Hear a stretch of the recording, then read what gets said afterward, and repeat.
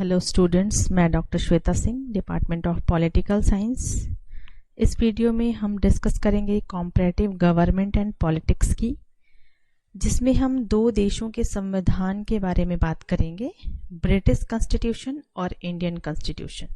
बात करते हैं हम सबसे पहले भारतीय संविधान की। भारत का संविधान विश्व का सबसे बड़ा और व्यापक संविधान है। प्रारंभ में मूल संविधान में, भारतीय संविधान में 395 अनुच्छेद, 8 अनुसूचियां और थी।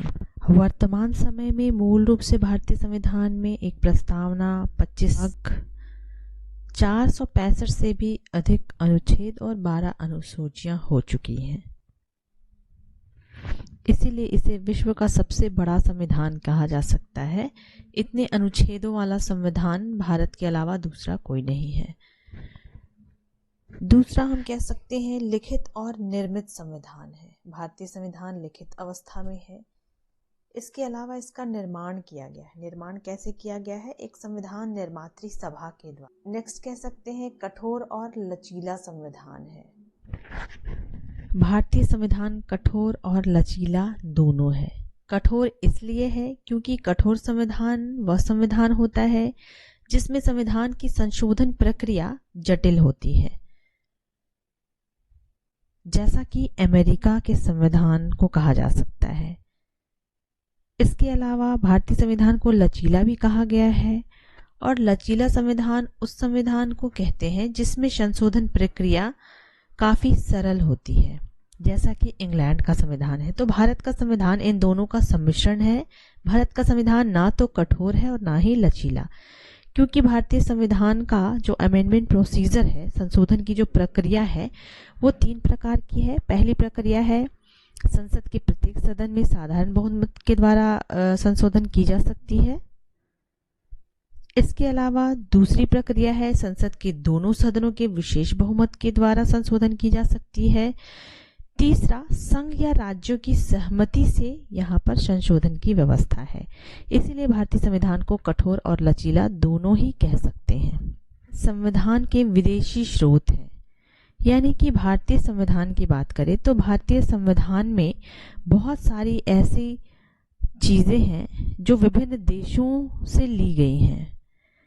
भारतीय संविधान को निर्माण करने से पूर्व संविधान सभा ने विभिन्न देशों के संविधान का विस्तार पूर्वक अध्ययन किया, और उन्हें लगा कि अन्य देशों के संविधान से हमें इसमें कुछ न कुछ लेना चाहिए। तो ब्रिटेन से यहाँ पर संसदीय प्रणाली है, एकल नागरिकता, विधि निर्माण की प्रक्रिया। कनाडा के संविधान से यहाँ संघात्मक व्यवस्था को लिया गया है। अमेरिका से यहाँ मौलिक अधिकार, न्यायिक पुनर्विलोकन, उच्चतम न्यायालय की व्यवस्था, राष्ट्रपति, उपराष्ट्रपति का पद, उन पर महाभियोग, ये सारी चीजें अमेरिका के संविधान से हम लोगों ने ली है। सोवियत संघ के संविधान से मौलिक कर्तव्य प्रस्तावना को लिया गया है। आयरलैंड से हम लोगों ने राज्य के नीति निर्देशक तत्व, राष्ट्रपति के निर्वाचन, इन सभी चीजों को लिया है। जापान के संविधान से या जापान प्रस्तावना, ऑस्ट्रेलिया से समवर्ती सूची, शक्ति विभाजन, संसद के दोनों सदनों की संयुक्त बैठक, इन सभी चीजों को लिया गया है। दक्षिण अफ्रीका के संविधान से संविधान संशोधन की प्रक्रिया, जिसका जिक्र आर्टिकल 368 में है, राज्यसभा के सदस्यों का निर्वाचन, इन सभी को दक्षिण अफ्रीका के संविधान से लिया गया है। फ्रांस के संविधान से गणतंत्रात्मक ढांचा, स्वतंत्रता, समानता, बंधुत्व के आदर्श, इन सभी चीजों को लिया गया है। जर्मनी से आपातकालीन उपबंध को लिया गया है। इस प्रकार हम कह सकते हैं कि भारतीय संविधान के विदेशी स्रोत इस प्रकार है, यानी कि विदेश के अन्य देशों से भारत ने अपने संविधान में इन सभी चीजों को इंक्लूड किया है। नेक्स्ट कह सकते हैं लोकतांत्रिक गणराज्य। भारतीय संविधान की मुख्य विशेषता है कि भारत एक लोकतांत्रिक गणराज्य है। भारत में ब्रिटेन के लोकतंत्र के अनुसार ही लोकतंत्र की स्थापना की गई है। संविधान के द्वारा ही भारत में एक लोकतंत्रात्मक गणराज्य की स्थापना की गई है।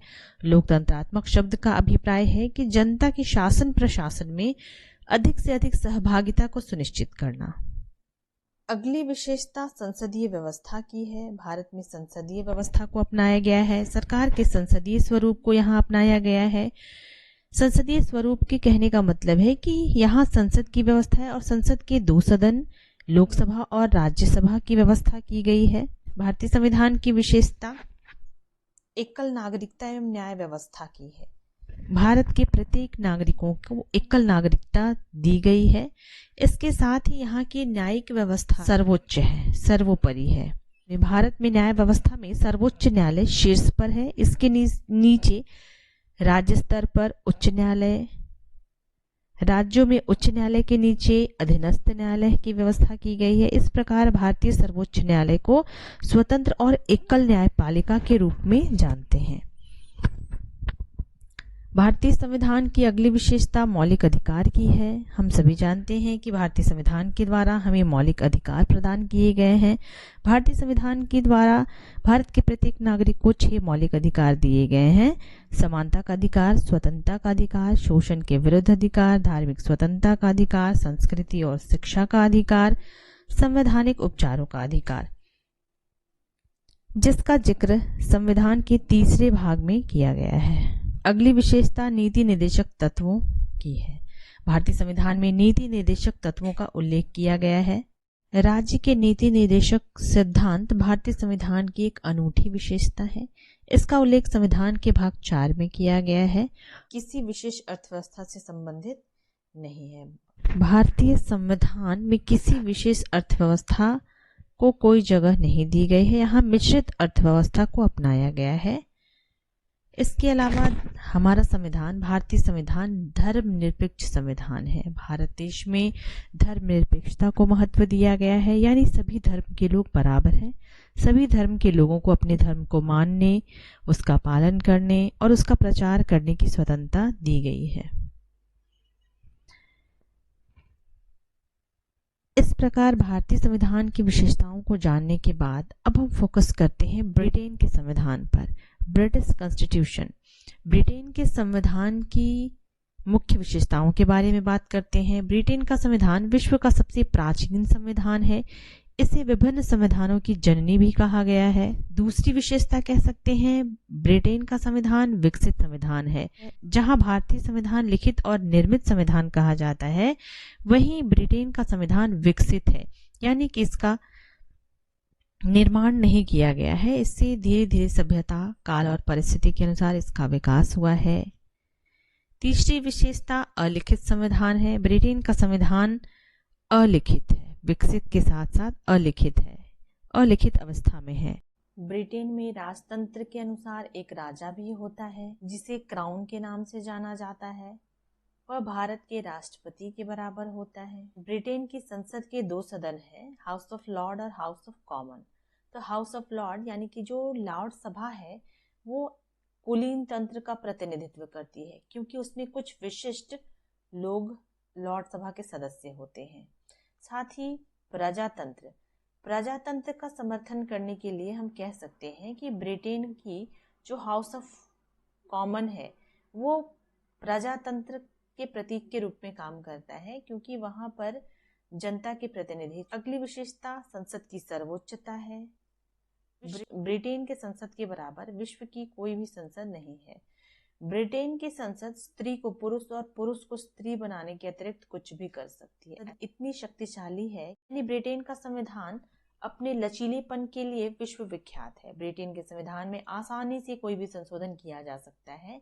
इसमें संशोधन करने की प्रक्रिया सामान्य कानूनों की तरह कोई विशिष्ट प्रक्रिया कानूनों में संशोधन की नहीं है। इसीलिए कहा जाता है कि ब्रिटेन की संसद स्त्री को पुरुष और पुरुष को स्त्री बनाने के अलावा कोई भी कानून बना सकती है। अगली विशेषता विधि का शासन है। ब्रिटेन में विधि का शासन है, वहां कानून से ऊपर कोई नहीं है। सभी नागरिकों को कानून के समक्ष समानता के अधिकार दिए गए हैं। ब्रिटेन के हर नागरिक पर एक ही कानून लागू होता है। अगली विशेषता अभिसमयों का महत्व है।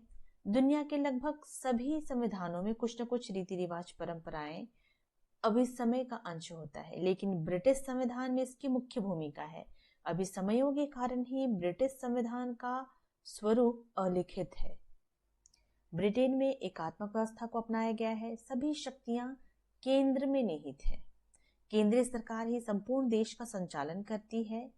प्रशासन की सारी सुविधाएं संपूर्ण देश के विभिन्न इकाइयों में बटा हुआ है, लेकिन केंद्र उन्हें अपनी इच्छा अनुसार वापस ले भी सकती है। अगला पॉइंट है धर्मनिरपेक्ष नहीं है। भारत की तरह ब्रिटेन का संविधान धर्मनिरपेक्ष नहीं है। भारत का संविधान धर्मनिरपेक्ष संविधान है, वहीं ब्रिटेन का संविधान धर्मनिरपेक्ष। वहां के राजा या रानी के लिए प्रोटेस्टेंट धर्म का अनुयायी होना आवश्यक है, यानी कि वहां धर्म विशेष के लिए पद की व्यवस्था है। इस प्रकार कह सकते हैं कि ब्रिटेन में धर्मनिरपेक्षता को कोई जगह नहीं दिया गया। आशा है कि उपयुक्त जानकारी के बाद ब्रिटेन के संविधान और भारतीय संविधान के बारे में आपको कुछ जानकारी जरूर मिली होगी। धन्यवाद।